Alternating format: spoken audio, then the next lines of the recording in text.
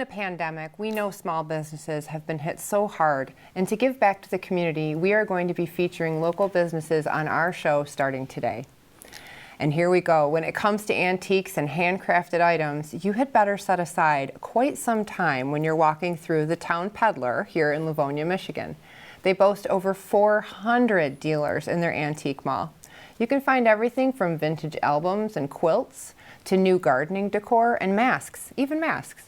Welcome to Celebrate Michigan, the show produced on the campus of Madonna University. I'm Chris Benson, and I want you to give a warm welcome to Matt Macchiarolo of the Town Peddler Craft and Antique Mall. Matt, we're so glad you could be here on the show. Welcome. Thank you for having me, Chris. It's a great opportunity. I really appreciate it. And I understand that you and your wife are the proprietors of the Town Peddler. That's true, yep. How is it that, well, let's start with where you met. Sure. Linda and I met in college, actually, many, many years ago in Nashville, Tennessee. And we were classmates, and she sat behind me in class, and we flirted and, all that kind of stuff. And so eventually started dating and decided to get married. We got married after college, and we had a great life together. We got 3 beautiful kids. It's an amazing thing. Oh, yeah. That's wonderful. How did the Town Peddler come into the relationship? Well, that's a really interesting story. We, after we graduated from college, the plan was that we would relocate to Dallas, where I would be going to grad school. Now, since we just had graduated from college, we had no money, so we had to live there for a year to establish residency for in-state tuition. During that time, Linda lost her job that she had at the time, and she found a place that was hiring a craft mall. She never heard of the concept before, but it was just down the street from our sketchy little apartment. And she went down and applied, along with 100 other people, for a minimum wage job as a cashier at a craft mall. She had no idea what it was, but she went down there. And she interviewed with the owner, and the owner said, well, what can you do for me at this job? He had told her that he was opening a new store in downtown. And she said, well, I could get you on the front page of the Dallas Morning News business section for that new store. Really? Yeah, I can, because that's what she did in college. That she worked in it for PR for the music industry. Okay. And so he said, well, what if you don't? Then she said, well, you can fire me. But of course, he hired her, and she did, and she ended up managing that store, that new store in Dallas. And one day she looked at me. She's originally from Michigan, and she knew that craft shows and things were really popular up here at the time. Yeah. And she said, Matt, why don't we move to Michigan and just do this? I know how to do it now. Let's go do it. And so I'm like, oh, okay, yeah, sure, let's do it. And then 6 weeks later, we were in Michigan, and we were working on opening our first business. How did you pick the location right here in Livonia? That was pure luck. Wow. We had some business partners at the time, and they had looked for scoped out properties, and we found that place, and it worked. The demographics were really good. The location was fantastic. So, and the landlord at the time was a really sweet guy, and so he helped us as much as we could. So I know the store is large, but how large is it? And 25,000 square feet. 25,000 square feet, yeah. And tell me about it. Tell me what the experience is like. If I walked in, what would I expect to see? Is it just like any other store? It's like no other store you've ever seen. When you first go in, you will be welcomed by the staff. They're going to be right there. They're going to say hello, and then you can either, whatever your heart desires, if you want to go look at the craft stuff, the gift lines, the handmade stuff, then you're going to go over to the streets. That's going to be on the right side as you're coming in. And it literally says First Street? First Street, Second Street, Third Street. Wow. That's what the aisles are. So, okay. so you can get your bearings a little more easily than if it was just aisles, Mm-hmm. If you like antiques and vintage items and things like that, they're going to go to the avenues, and that's going to be on the left side. and it's kind of laid out similarly, but there's the booths over there are a lot bigger for like big furniture and things like that. But you're going to spend hours in there. I've heard this. Yeah. I've heard that I might meander through the store. It's not like I'm going to make a lot of right angles. You know, I'm going to actually, I love that you call it streets because it sounds like I might peruse things while I'm on the street. Just take a little walk down the streets or down the avenues, and there's going to be something, you'll find something there that you like. There's something for everybody there. And let me ask, so you said it's how many square feet? 25,000 square feet. 25,000 square feet. Did you start out in that big of a space, or have you expanded over the years? Well, we did start out in the space, and when we first opened up, it was mainly just crafts. We didn't actually get into the antiques until after we had opened. And because there's antique malls all over Michigan at the time, smaller ones, things like that. None with, we have about 110, 120 antique dealers, just antique dealers in our mall. And there were very few that were that kind of scale.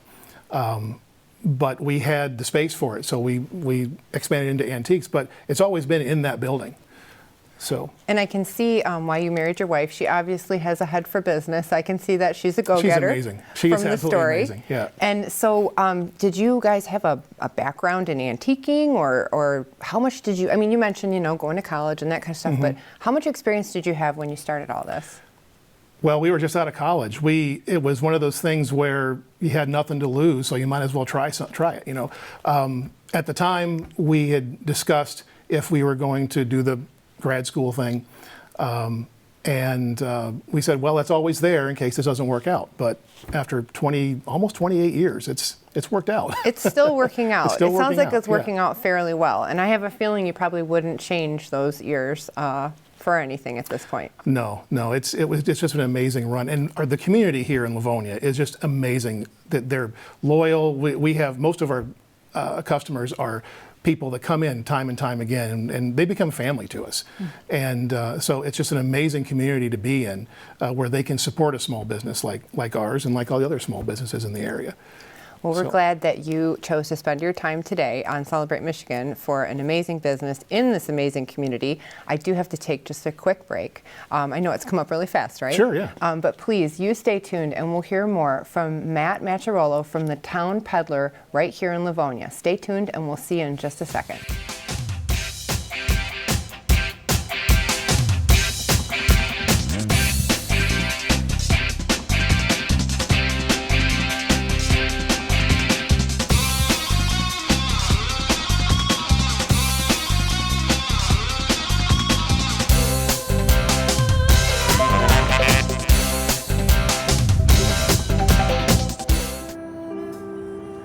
You realize that 49 million Americans struggle with hunger? That's 1 out of every 6 Americans. These people are around us every day. They're our friends, they're our coworkers, their kids go to school with our kids. Sometimes we're not even aware that they're struggling. This problem is closer than you think. But so is the solution. Play a role in ending hunger. Visit feedingamerica.org/hunger and find your local food bank. They call me Prince like I'm royalty or something. But the places I've lived ain't no palaces. So I don't need grilled salmon or a new scratching post. Just give me a cardboard box and a can of tuna and we're good. You can even change my name. I'm cool being the kitty formerly known as Prince.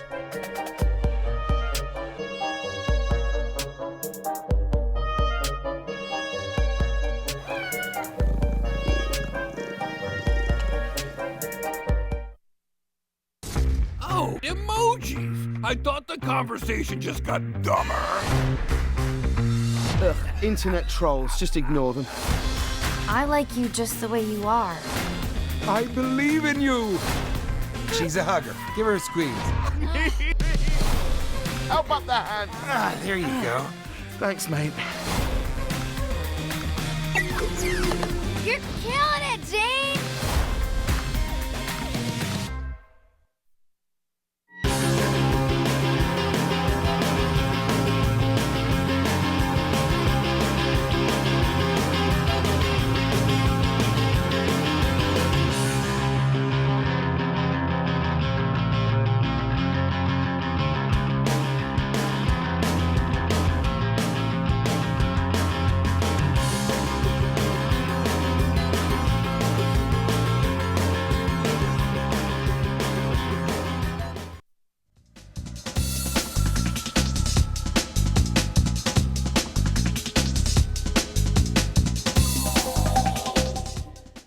Welcome back to Celebrate Michigan. I'm Chris Benson. We're featuring small businesses today, starting today, and I'm here with Matt Macchiarolo. He is owner of the Town Peddler Craft and Antique Mall, which I say it is a small business, but it's in a giant location. So I feel I have to clarify that. Sure. You have brought some really cool items to the show today from the store, and I thought maybe you could walk through a few of them. I'm sure they're just examples of what you have in the store, but just a few cool things to feature. So maybe we'll start on my left over here with this interesting looking, I don't know if that's an urn or a cup or a chalice. So that's a piece of Weller pottery. Oh. And the Weller Pottery Company was founded in 1872.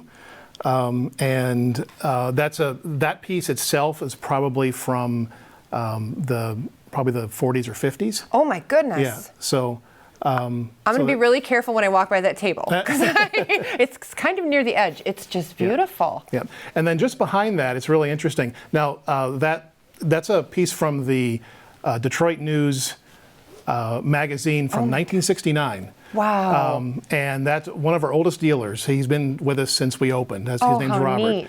And that's an interesting little article about the guy that did all of the artwork for the Beatles' Yellow Submarine movie. Oh my gosh. So it all came from that guy's head. It's amazing, how you know, neat. little things like that.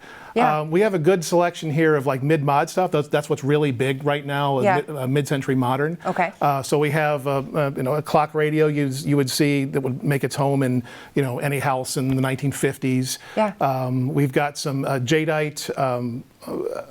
What do you call those? The cup and the saucers, and some tableware that was made by Anchor Hocking started in the mid 40s. Oh wow! And then we also have a lot of new stuff, handmade stuff that are made by our craft dealers. And if you we've got some alpaca here. There's an alpaca farm that they make all these things out of the alpaca wool. We've got some handmade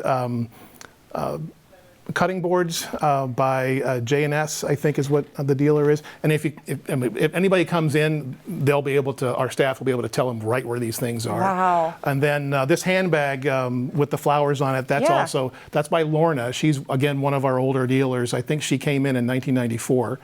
And she's still going strong, and she's one of our top sellers. And it's all handmade. She does all that in her home. Beautiful items. And you're mentioning the dealers and the relationships that you have with them, and that some have been with you for a very long time. How do people come to become dealers in your business? Well, it's really easy. You can give us a call or go on our website, and all the information that you need, everything that we'll do for you as a dealer is on there. And then if you just fill out your name, and we'll get a message, and then one of our experienced staff members will give you a call and walk you through the process.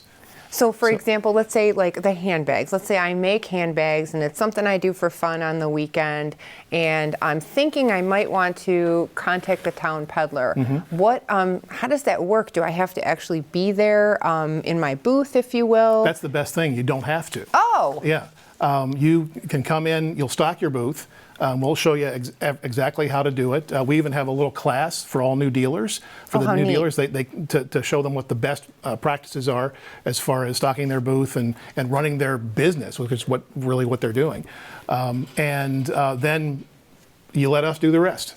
So that sounds like such a good deal, because if I was artistic, which unfortunately I'm not, but if I had that kind of talent to create those kind of items, I might want to just focus on that. Like, I don't really want to have to drive business to it. I don't want to figure out all the details. Exactly. It sounds like that's what your business does. That's what we offer to the dealers. That's what we do for them. And like my wife likes to say, we can't make anything, but we can sell it. Oh, wow. And do you have dealers just from Michigan? Are they from all over? They're from all over. Oh, yeah, really? We have dealers from Texas. We have dealers from California. Most of them are from Michigan. Most of them are local, but we do have a good number of out-of-state dealers, and they love it. I love the fact that you mentioned, and I did check out your website and saw that there, like this class you mentioned, where you kind of help them understand, how to take what they're doing and amplify it a bit and navigate that. And I think that sounds wonderful, especially during the pandemic that, we're going through still now, and that really affected Michigan over the last year. I bet that was very helpful for them. It was, because when you have, especially in a serious situation like the pandemic, every little bit helps. Every little bit of knowledge helps. And once we opened back up, we were shut down for a couple of months.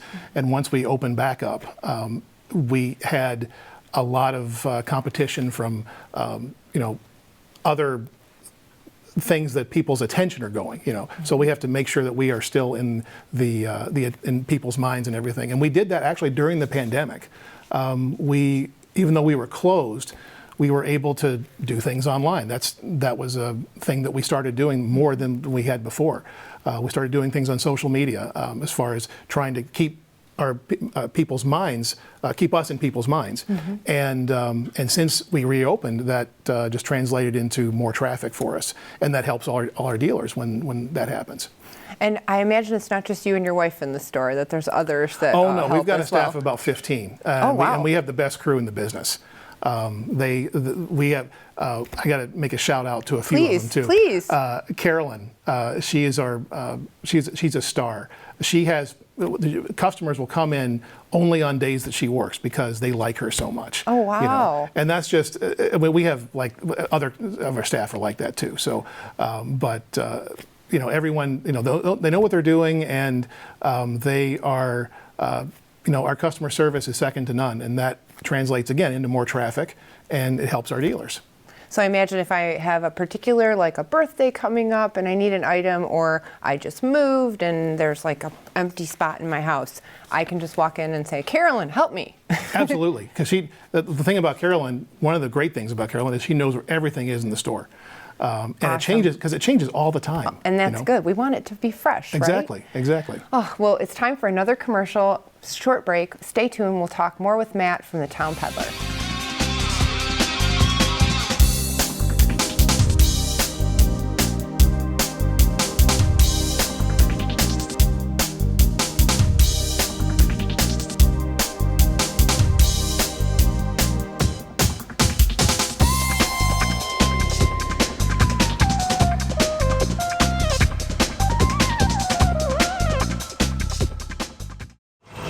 Yes, ready. Go get it.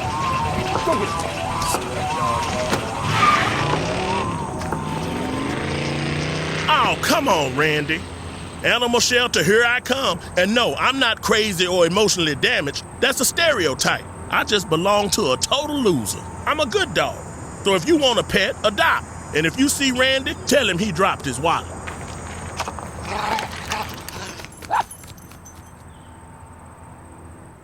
So my uncle calls and he says he's dizzy and he's losing his balance. I'm like, Unc, you want me to take you to a doctor? He's like, no, I'm gonna look up the symptoms.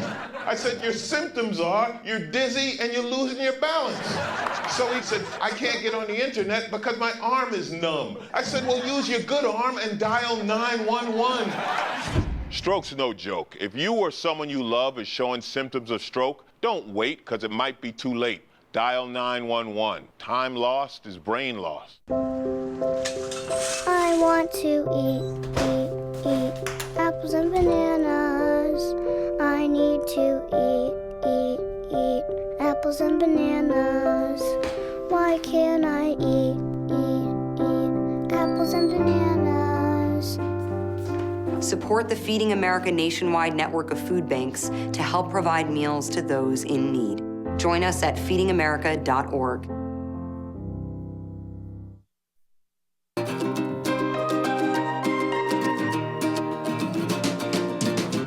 Madonna University's Broadcast and Cinema Arts program is preparing me for the future. I'm learning from industry professionals, making connections, and honing my skills from hands-on experience every day. The professors are dedicated to my success, instilling professionalism, creative thinking, and a strong work ethic. Join Madonna University's Broadcast and Cinema Arts program. Earn your Bachelor's of Arts and take that first step towards your dreams.